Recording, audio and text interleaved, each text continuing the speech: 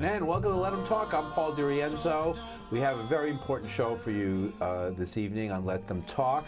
My guest, Nicholas Hayward Sr., coming back again to Let Them Talk.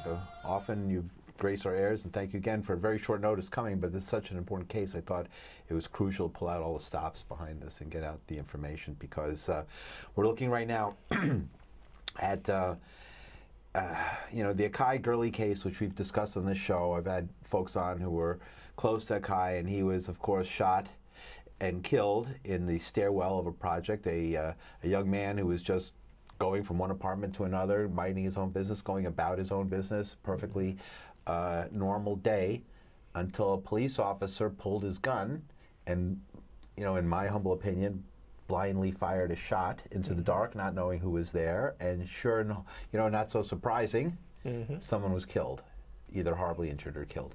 And in this case, Akai Gurley was killed.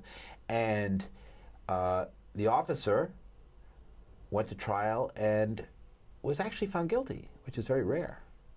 By a jury. By a jury, right? It had to be a jury.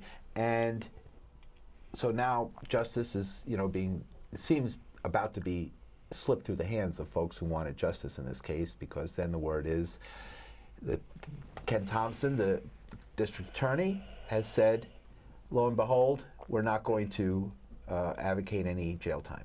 And now it's in the hands of the judge, who on some day coming up is going to decide what the sentence is. So almost any sentence would seem as a great victory for the people. Would any sentence, Nicholas Hayward, in your humble opinion, be a victory for the people at this time? Absolutely not. I feel the sentence should be the max sentencing, and I feel that Ken Thompson really should not have made a statement like that as far as no jail time after you and your team prosecuted this officer to the fullest extent of the law. He was found guilty, so he should receive the fullest extent of the time. You trying to tell me that you went through this whole process of indicting this officer, bringing him to trial before a jury. You proved your case. You proved the case now that it was not an accident, that the gun didn't just go off by itself.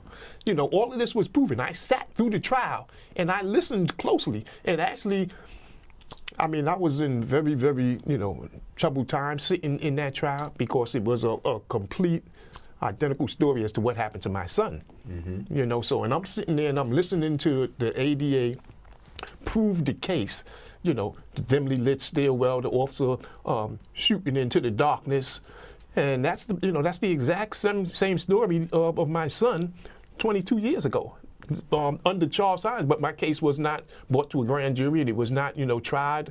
But the reality is that this case right here, after it's been through the trial, been through the stages, and it's been proven that this officer committed a crime.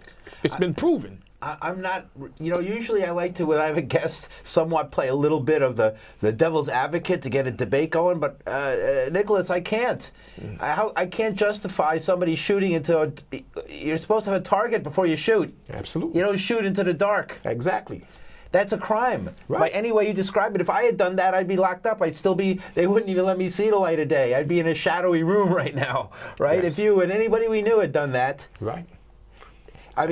You're not supposed to just shoot wildly, like a wild man. And blindly. It's insane. Yes. And it was a ricochet. The bullet was so wildly shot, it ricocheted. Right. And killed a person. Innocent person. Innocent beyond innocent. Tell us a little bit. I want to talk about. I remind listeners and viewers of your case and the tragedy that befell you. We'll get to that. Could you tell us a little bit more about the Akai case? What happened in that case? What happened? What happened in the Akai case? All right. They was coming out of an apartment. He was seeing a lady friend of his. He comes out of the apartment. They're waiting on the elevator. The elevator took too long coming, so they chose to go down the stairs. They going down the stairs. The stairwell. One of the stairwells was dark. In the pink houses, the housing project. The pink houses in Brooklyn, New York. The stairwell was dark. They walked down the stairwell. I live in the housing projects also. I walk down stairwells in the dark many, many times. I don't feel any danger at all. threatened at all in any. I mean, and I traveled through various different housing developments, traveling up and down the steps. You know, there's no real danger in a housing development for me, and I don't walk around with a gun. So for this officer to claim that he felt fearful for his life or anything like that is beyond me. I don't know. I don't understand that. And when you're coming in, is this a new thing? Walking while black? I mean, it's not like you have driving while black. Now you have walking while taking the stairs while black. I mean, what's the next? I hate to put it in such a way, but I mean, we know what that means. You know, that's the reality. And I also blame a lot of that on this gentleman right here. I don't even want to call him a gentleman. But his Broken Windows campaign is part of the reason why Akai Gurley and my son, Nicholas Jr., and many, many others in New York City and across this New York that are not here any longer because of his Broken Windows policy. And in my opinion also is that if an officer wishes to go by this policy of William Bratton and target young black people of color in poor minority communities, you just as bad off as him, because that's a racist policy that you're following. It's a racist policy. People need to understand that.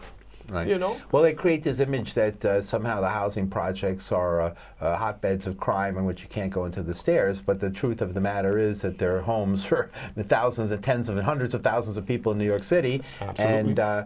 And that's the reality of families and children and people going to see their friends and walking up and down the stairway when oftentimes broken elevators and slow elevators don't come. And Correct. Why are the stairwells dark? I mean, is the city so broke they can't change the light bulbs? Right. There's no light bulbs in the stairwell. How can stairwells be dark? Why should in a public building? I've never seen dark stairwells in Riverdale. Oh, that's another reality is that this is a poor black community, and we don't get the services as the upper class of people get. We don't get those type of services. Like light bulbs. Right, light bulbs. I mean, even as far as cleaning up the area, things like that. And we don't get that treatment in New York City, public New York City housing developments in poor minority communities. I live in the Gowanus houses. The community it's terrible. The conditions and all that stuff there outside, it's terrible. But still, I don't feel fearful of anything. As far as my life being threatened and anything like that there. And although it was at night, there was no reason for the. Why did the officer feel threatened, knowing that he's in a public development? There are men, women, and children in that building who comes in and out of their apartments. I mean, it doesn't matter if it was 11 o'clock or 3 o'clock in the morning. There's always people, people have jobs, different hours of the night, and they comes in and they come out. What do you tell me? What are they actually, what I'm saying? He should not have been in the hallway going. Why was his finger on the trigger of a gun? Isn't that a violation of the, if that was, I've never been in the military. My understanding, if you put your hand on the trigger of a weapon in the military without being directly ordered to do that, you could be court-martialed. Oh, okay. My belief. Like I say, this is a poor community. And the Marines, they could be patrolling in Iraq, and their fingers are on. You'll see every photograph and movie. Every film is their finger on the outside of the trigger guard. Then they're ordered to put it on, and then they do what they were saying in the Akai Gurley case and in Nicholas Naquan Hayward Jr. case, the officer had his gun in one hand and a flashlight in the other, and they used the hand that they had the gun in to open up the door, and apparently the gun was supposed to have went off by accident. I hate to laugh because it's not funny, but that violates every rule. I mean, to be honest with you, the NRA would be up in arms that the NRA has gun safety courses where the first lesson is not to do things like that. Right. If the cop was in the NRA, he would have had some decent training. He obviously didn't get it in the NYPD. Right. But let me get this point in also, which, has been fumbling through my mind for, since this happened. Like I say, the cases are similar. They're similar where both cops were rookie officers. Both were working for housing. And that's your case as well. My case as well. Yeah, and we'll talk about that after, My case, Brian George was a New York City housing officer. He worked in PSA 1 when he shot my son.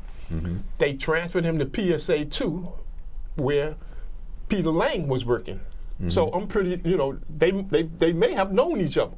And also, I notice how in a lot of cases they like to identify each case in criminal matters. Like they like to label, say for instance, a situation happens where a person was killed and he got off. They'd bring that case back. If it was years ago, they'd bring that case right back up and say, this is what happened in this case. You can't do this or can't do that. So I'm thinking in my son's case and in the Akai Gurley case, did they actually look at my son's case before choosing to make these statements of the stairwell lighting in the Akai case was dark? Yeah. But they lied in my son's case because the stairwell lighting was not dark. That was a lie. They also lied where they said things happened in a split second. Yeah. In the deposition, the cop, Brian George, said, no, things did not happen in a split second. He also said he was not on the 911 call, which Charles Hines had made that claim also. And he basically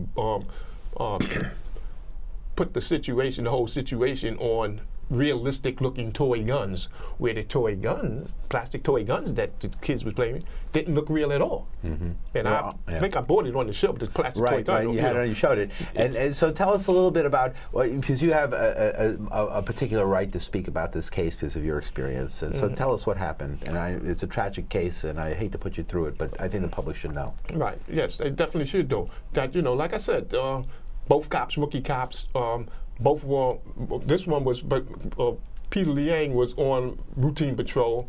Mind you, after the officer was cleared in my son's killing, as far as... what year did that happen in? This happened in 1994. And how old was your son at that time? My son was a 13-year-old honor student. And, I mean, he wasn't doing anything wrong. They were playing an innocent game, cops and robbers. They had plastic toy guns. And this is another point in my son's case. The officer seen the kids from an adjoining roof. He seen them.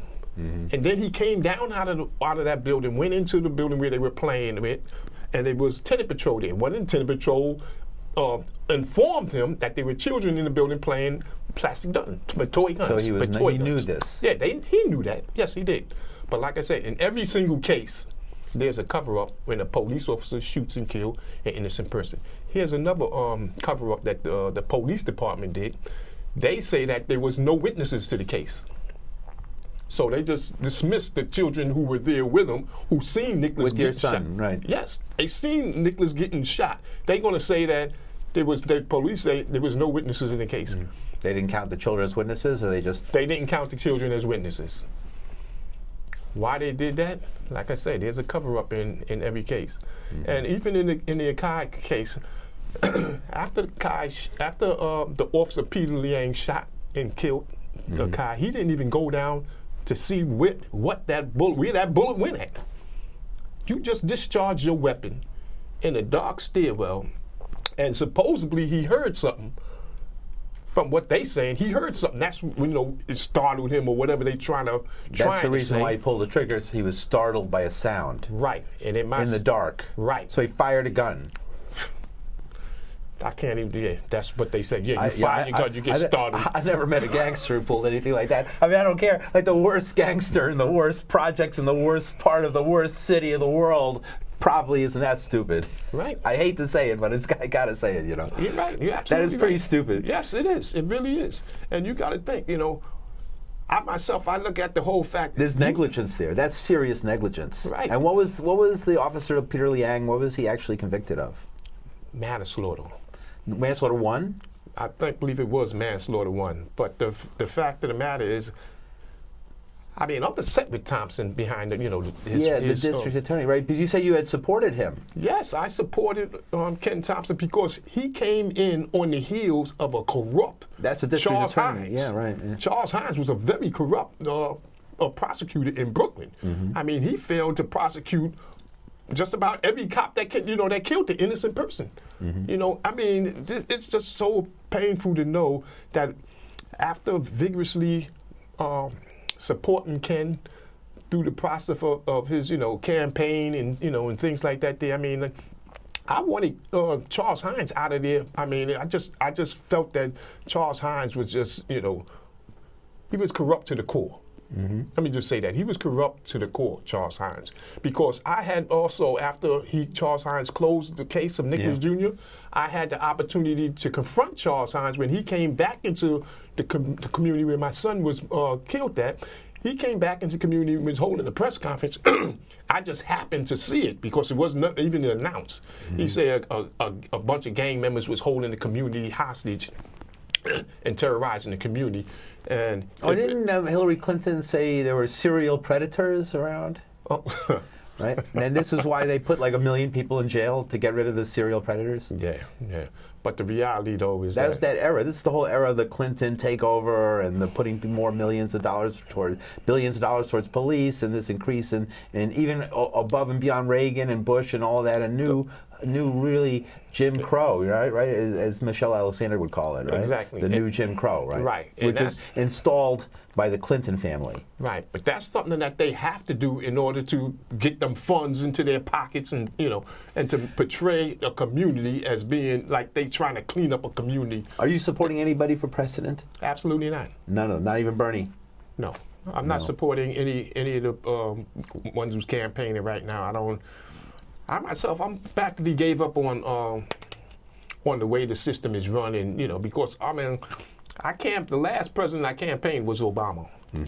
And from what he's done, which we're still going through the same things we always go through. So you've actually tried to find justice through the system, trying to support the right candidates, petition the government for redress of grievances, and gone through the electoral, the judicial system to the utmost. Right. And have you found did you get any help at all? Absolutely none, through none, including elected officials, and I noticed you were referred to the other day today in an editorial in AM New York. They referred to a group you were part of as rabble rousers. Well, they do that when we speak out about the truth as to what's happening in this system. And that's the only thing I'm going to do. I'm only going to speak truth because the people need to know the truth. They need to know how corrupt this system really is. That we're not getting any justice. How can you have? There's been over 1,000 innocent victims killed last year. In 1 year. And where's the prosecution? Nothing. Let me try to tell me y'all really want the people to believe that these were all justifiable killings? Yeah.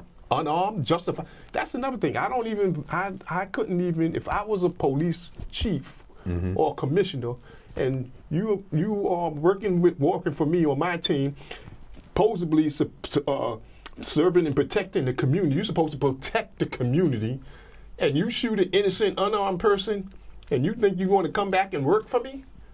That wouldn't happen. I don't need a officer on my team patrolling the communities where you're supposed to be out there making sure people are safe and protecting them, but you want to shoot and kill them. If they're not making people safe, what are they doing? They are terrorizing our communities. That's what they are doing on a regular basis.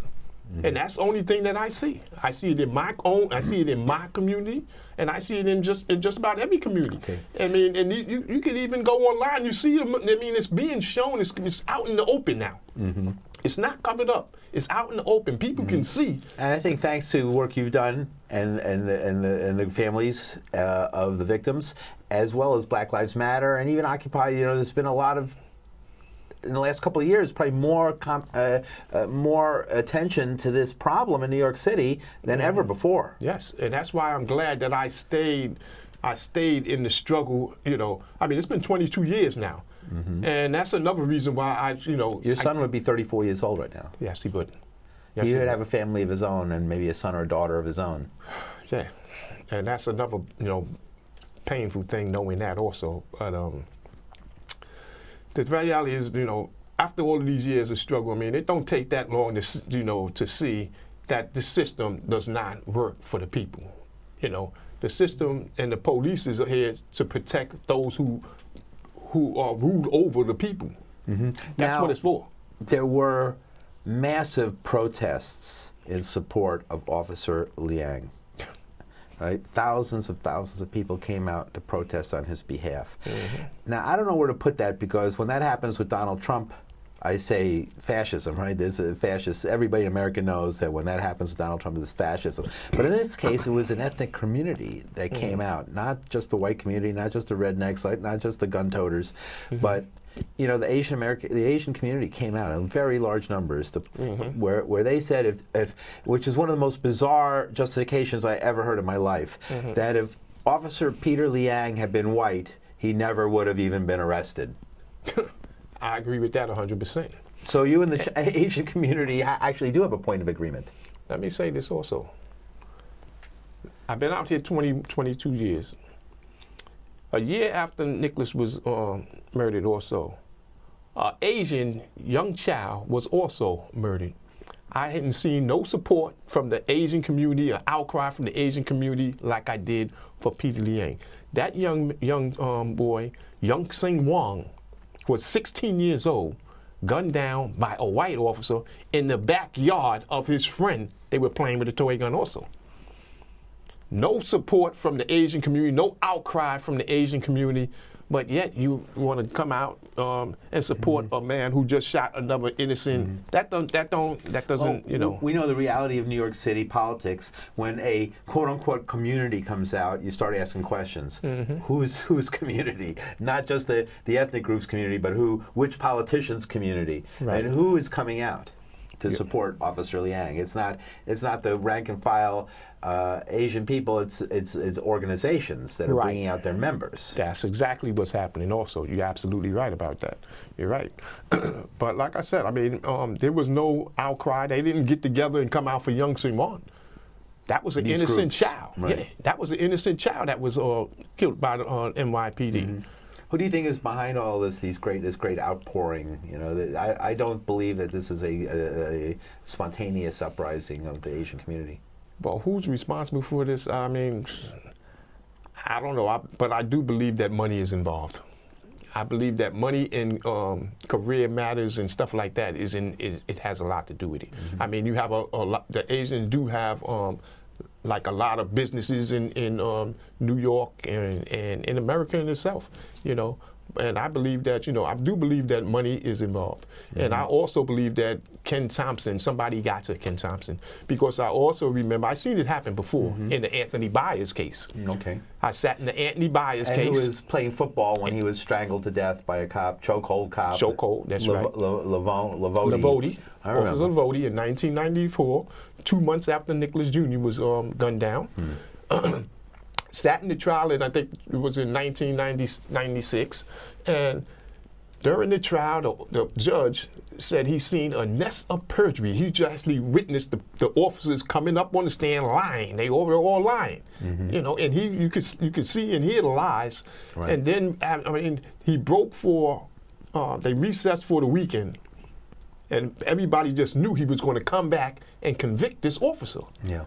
He came back and set the officer free. Because the reality of the whole thing, the system, I mean, the DAs work with the police officers, you know, and that's another thing why I supported Ken It's not just Staten Island. Because I mean, Ken Thompson made some statement, or there was something I read in the paper earlier today where somebody said, well, we want to prove that Brooklyn is not Staten Island. And by Staten Island, we're talking about the Eric Garner case, where he was strangled, and where the pretty much the DA and the out there in Staten Island, you know, fully supported the cop, and absolutely nothing was done. The grand jury tossed out the case; they didn't even bring an indictment. Nothing. Right now, how is Brooklyn different than Staten Island? Ken Thompson's office is relooking into my son's case. As of right now, they are basically saying that from their investigation so far, they cannot find a single file. Not one single file can they find on Nicholas Jr.'s case. What happened to all of the files? The police report, the DA's report, the 911 report. What happened to all that? They claiming that they can't find none of that. Sounds like Staten Island to me. Yeah. Right. What's the difference, really, right? I just happened to be fortunate enough that I happened to get the case, the files and everything that my lawyer had. I have them, and I was. So you had them. So this is to folks who are out there, and who are in a legal battle with the government. And from your experience, you just mentioned, and from my experience, I can tell you, keep your own copy of all the files. Yes. Never, ever depend on them having the files. You will never see them again. Absolutely. I don't care what anybody says. I have plenty of experience with New York City bureaucracy. I don't care if you're a teacher, a cop, a lawyer, a victim, anything. Never, ever lose your documents. Absolutely. Keep your own copies of everything. Absolutely. You will never see them again. Because also It's like the New York way of doing business. Yeah, exactly. I can tell you that. I've lived in the city all my life. I went through 4 different attorneys in my son's case, and the reason why I got rid of them is because they weren't giving me the documents. I wanted to be a part of the investigation and everything in my son's case. They weren't giving me these lawyers. First Barry Slotnick, then Regina Darby. These lawyers did not want to give me or want me to work with them in the case. No, just don't worry about it. We got the case. No, we do this. No, Wasn't Slotnick sort of a cop lawyer? Wasn't he a lawyer for the police or something? I don't remember him. Vaguely remember him. He was in the media a couple of times back in the 90s, right? Yes, he was. I wasn't aware of that, though. Right. Also, he handled the Bernard Getz case. Right, he was Bernie's lawyer. Bernard Getz case. I didn't remember that until after. I unfortunately know Bernie. Yeah. I might have him on the show. The other Bernie, the bad Bernie, not the good Bernie. Sorry, Bernie. Right. But I didn't know that at the time. I think he's sorry that he did that.